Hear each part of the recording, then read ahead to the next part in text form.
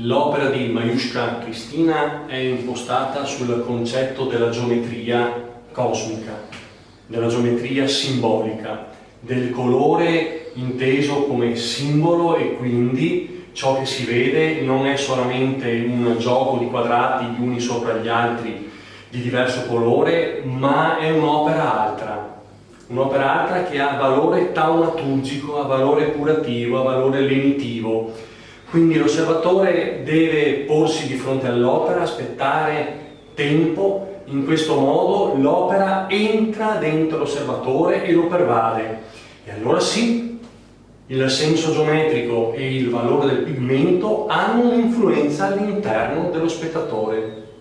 L'artista quindi gioca, o meglio, usa colori e forme non tanto per raccontare la realtà, non tanto per descrivere ciò che vede, quanto per cercare di fornire una via di guarigione all'essere umano, e lo fa attraverso appunto i colori e la geometria, ma visti in un modo altro, visti in un modo simbolico, visti in un modo emozionale, e quindi visti in un modo che tocca, che ha a che fare con il senso della vita.